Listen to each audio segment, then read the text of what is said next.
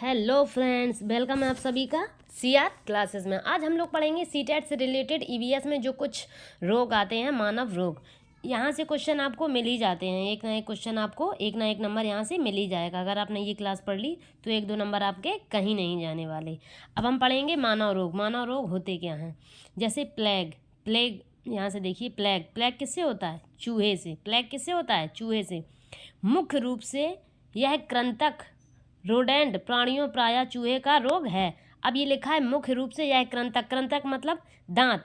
जो दांत होते हैं जिसे कहते हैं, जो दांतों से ये लोग क्या करते हैं, जो चूहे चीज़ें खा लेते हैं, उन्हीं से वो क्या हो जाता है, उन्हीं से हो जाता है प्लेग। प्रायः चूहे का रोग। जो चूहे जो चीज़ कुतरते हैं, कुतरना, उसी से हो जाता है प्लेग रोग। अब जो होता किससे है, उसका जो जीवाणु है वो कौन सा है? जो पॉस्चुरेला पॉस्टिस नामक जीवाणु द्वारा उत्पन्न होता है। प्लेग रोग पॉस्चुरेला पॉस्टिस नामक जीवाणु द्वारा उत्पन्न होता है। अब यहाँ से देखते हैं, ताउन या प्लेग रोग संसार की सबसे पुरानी महामारियों में से है। ये जो प्लेग है, जो संसार की सबसे पुरानी महामारियों में से है। ये नहीं कि अभी नए आजकल में होने लगा है। इसे ताउन ब्लैक डेथ के नाम से जाना जाता है। प्लेग को किस नाम से जाना जाता है? ताउन ब्लैक डेथ के नाम से जाना जाता है। यहाँ से देखिए, रोनाल्ड रॉस। रोनाल्ड रॉस ने मलेरिया के मच्छर की खोज की। रोनाल्ड रॉस ने खोज की मलेरिया मच्छर के काटने से होता है। जो रोनाल्ड रॉस हैं, इन्होंने ये खोज की, जो मलेरिया मच्छर काटता है, जो मच्छर काटता है, उसी से हमें मलेरिया होता है। इसका पता उन्होंने कहाँ लगाया? इसका पता उन्होंने सिकंदराबाद के अस्पताल में लगाया। कब? 1902 में। 1902 में इन्हें इस पर नोबेल पुरस्कार भी मिल गया। रोनाल्ड रॉस ने खोजा कि मलेरिया मच्छर के काटने से होता है। इसका पता उन्होंने सिकंदराबाद के अस्पताल में लगाया। 1902 में इन्हें इस पर क्या मिला? 1902 में इन्हें इस पर मिला नोबेल पुरस्कार। किसे मिला? रोनाल्ड रॉस को। इन मच्छरों का रंग भूरा व पंख छींटदार थे। उनके पेट में जीवाणु रहते हैं। इन मच्छरों का रंग कैसा होता है? भूरा व पंख छींटदार थे। उनके पेट में जीवाणु रहते हैं। यहाँ से देखते हैं, मच्छरों से होने वाले रोग। तो मलेरिया मादा एनोफिलीज मच्छर के काटने से प्लाज्मोडियम नामक प्रोटोजोआ से होता है। मलेरिया किससे होता है? मादा एनोफिलीज मच्छर के काटने से। जो मलेरिया है किससे होता है? मादा एनोफिलीज मच्छर के काटने से प्लाज्मोडियम नामक प्रोटोजोआ से होता है। मलेरिया जीवाणु से ऐसे करके क्वेश्चन आएगा, मलेरिया जीवाणु से होता है, विषाणु से होता है या प्रोटोजोआ से? तो आपका आंसर होना चाहिए प्रोटोजोआ। मलेरिया किससे होता है? प्रोटोजोआ से। अब देखते हैं, थोड़ा आगे स्लाइड करते हैं। मच्छरों में मलेरिया। मच्छरों में कौन कौन से रोग होते हैं? मच्छरों के काटने से मलेरिया हो जाता है, मच्छरों के काटने से डेंगू हो जाता है, मच्छरों के काटने से चिकनगुनिया हो जाता है। तो मच्छरों से मलेरिया, डेंगू व चिकनगुनिया रोग होते हैं। ये देखो भैया, बैठी हैं मादा एनोफिलीज। वर्षा के बाद मलेरिया ज़्यादा फैलता है। मलेरिया कब फैलता है? वर्षा के बाद। डेंगू और ये तो हो गया मलेरिया। मलेरिया कब फैलेगा? वर्षा के बाद।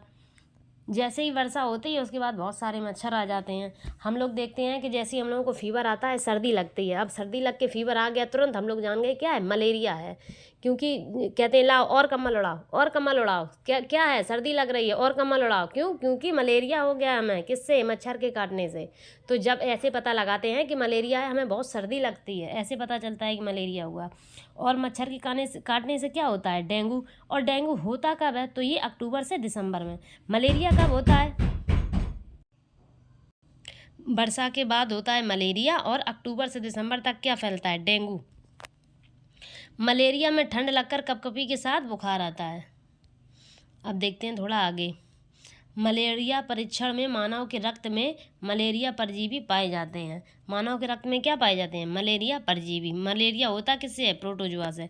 मलेरिया की दवा। यहाँ से थोड़ा क्वेश्चन सीटेट में ऐसे आप लोगों को तथ्य बना के दे देता है कि मलेरिया की दवा मलेरिया की दवा कुनैन सिनकोना की पेड़ की छाल से बनाई जाती है। ये बात सही है कि नहीं है? मलेरिया की दवा कुनैन सिनकोना पेड़ की छाल से बनाई जाती है, तो ये बात सही है। डेंगू का मच्छर साफ पानी में अंडे देते हैं। जो डेंगू के मच्छर हैं कहाँ अंडे देते हैं? साफ पानी में। मलेरिया के विषय में पुरानी अवधारणा थी कि गंदगी में जहरीली गैसों से यह बीमारी फैलती थी। पहले लोग नहीं जानते थे कि ये जो मलेरिया हुआ है वो किससे हुआ है। उन्हें पता ही नहीं था कि मच्छर से हुआ है। पहले तो लोग यही समझते थे कि हमें मलेरिया हो गया है, ये जो गंदगी रहती है ना, इसकी जहरीली गैस से हो गया है। पहले ऐसा माना जाता था। तालाब में मच्छरों, लेकिन ये कोई नहीं जानता था कि मच्छरों से होता है। ये किसने बताया? रोनाल्ड रॉस ने बताया कि मलेरिया मच्छरों से होता है। तालाब में मच्छरों के लार्वा को खाने हेतु गैम्बूजिया मछली पाली जाती है। ये थोड़ा इम्पोर्टेंट है, यहाँ से थोड़ा इम्पोर्टेंट डाल लेना अगर आप लोग नोट्स बना रहे हैं तो। यहाँ पे लिख लेना, तालाब में मच्छरों का लार्वा खाने हेतु गैम्बूजिया मछली पाई जाती है। गैम्बूजिया मछली ऐसी होती है जिसे तालाब में छोड़ दिया जाए तो जो मच्छरों का लार्वा है ये इसे खा जाती है। तो तालाब में मच्छरों की लार्वा को खाने हेतु गैम्बूजिया मछली पाली जाती है। तेल भी डालते हैं हम लोग, जब जैसे ही जहाँ पे देखें तालाब में ज़्यादा मच्छर हैं वहाँ पे तेल डाल दो, जिससे समाप्त हो जाती है। अब देखते हैं एनीमिया क्या है, जिससे मच्छर मर जाते हैं तो मच्छरों की अधिकता समाप्त हो जाती है। अब देखेंगे एनीमिया। एनीमिया क्या है? एनीमिया क्या है? तो रक्त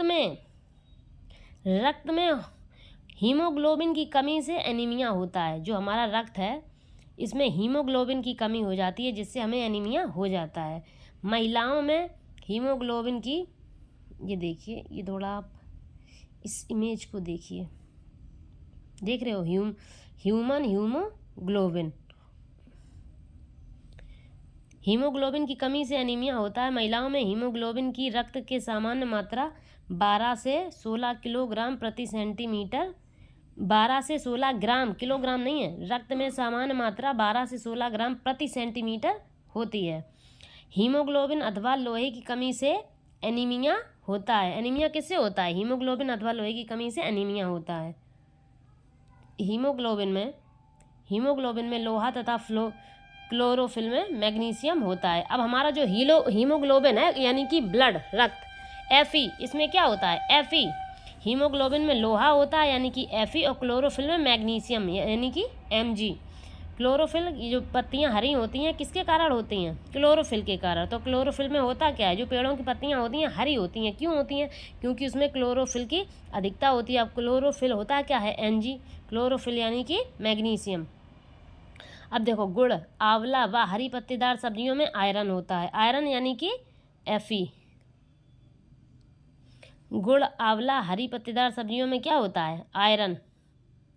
यहाँ से देखिए, ये रहा गुड़। खाने नहीं लग जाना, इमेज लगाई है तो देख के मन चलने लगा होगा बहुत लोगों का।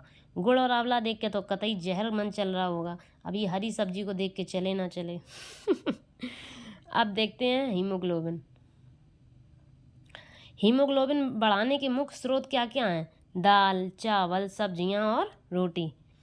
मक्खियों से बीमारी। अब देखते हैं, ये जो मक्खियां हैं हमारे घर में पूरे दिन तांडव करती हैं, इनसे कौन सी बीमारियां हो सकती हैं? यहाँ से देखते हैं। मक्खियों से पेट की बीमारी होती है। किसकी बीमारी होती है? पेट की। पेट में दर्द होने लगता है। मक्खियों से हैजा। मक्खियों से और क्या होता है? हैजा, डायरिया और निद्रा रोग। जैसे ही मक्खियाँ हमारे गंदे बर्तनों पे बैठती हैं या किसी खाने वाली चीज़ पे बैठती हैं तो वो पॉटी वॉटी कर देती हैं, जिससे मक्खियों के वो चीज़ हम लोग खाते हैं तो हमें क्या हो जाता है? पेट में दर्द हो जाता है। और मक्खी से क्या होता है? मक्खियों से पेट की बीमारी होती है, मक्खी से ही हैज़ा होता है। अब कहेंगे कि नहीं, हैज़ा और डायरिया तो ये सब गंदा पानी यानी जल से होता है, लेकिन अगर ये मक्खियाँ गंदगी करेंगी तो पानी भी गंदा होगा। ऐसे करके क्या हो जाएगा? मक्खियों से हैज़ा, डायरिया और निद्रा का रोग फैलता है। अब देखेंगे जीवाणु जनित रोग कौन कौन से हैं। कुष्ठ रोग, हैज़ा, टीबी, निमोनिया, डायरिया, हैज़ा, टिटनिस, टाइफाइड, काली खांसी, ये क्या है? हैज़ा, टिटनिस, टाइफाइड, ये हैं जीवाणु जनित रोग। हैज़ा, टिटनिस, टाइफाइड, काली खांसी, कुष्ठ रोग, हैज़ा, टीबी, निमोनिया, डायरिया, ये सब क्या हैं? जीवाणु जनित रोग। अब देखेंगे विषाणु जनित रोग। एड्स, चेचक, डेंगू, पोलियो, पीलिया, खसरा, इन्फ्लुएंजा, ये सब क्या हैं? विषाणु जनित रोग। ट्रैकोमा और मेनिंजाइटिस, ये मेनिंजाइटिस होगा, ये लिस्ट लिख गया, मेनिंजाइटिस। खसरा, रेबीज, गलसुआ, पोलियो, पीलिया, ये सब क्या है? एड्स, चेचक, पोलियो, पीलिया, डेंगू, ये सब क्या है? विषाणु जनित रोग। एक बार फिर देखें जीवाणु जनित रोग और विषाणु जनित रोग, क्योंकि यहाँ टेट और सीटेट में जरूर एक क्वेश्चन आता है। जीवाणु जनित रोग कौन कौन से हैं? कुष्ठ रोग है। जीवाणु जनित रोग कौन सा है? कुष्ठ रोग है, टीबी, निमोनिया, डायरिया और खाद्य विषाक्तता। अब विषाणु जनित रोग कौन से हैं? यहाँ से देखते हैं, एड्स, चेचक, इन्फ्लुएंजा, डेंगू, ट्रैकोमा और मेनिनजाइटिस। ये क्या है? विषाणु जनित रोग। खसरा विषाणु जनित रोग, रेबीज विषाणु जनित रोग, गलसुआ विषाणु जनित रोग, पोलियो विषाणु जनित रोग, पीलिया विषाणु जनित रोग। अब यहाँ से देखते हैं, यहाँ से आप लोगों ने रोग पढ़ लिए, तो आपको सीटेट दिसंबर में आप लोग अभी जो एग्ज़ाम देंगे उसमें आपको रोग से एक ना एक क्वेश्चन मिल जाएगा। प्लेग किससे होता है? प्लेग होता है चूहा से, चूहों के कुतरने से। और ये प्लेग कौन सी बीमारी है? प्लेग दुनिया की सबसे पुरानी बीमारी है। अगर आप लोगों को मेरी क्लास अच्छी लगी हो तो प्लीज़ लाइक करें, सब्सक्राइब करें। हम आपके लिए ऐसी एजुकेशन वीडियो लाते रहेंगे। Thanks for watching everyone.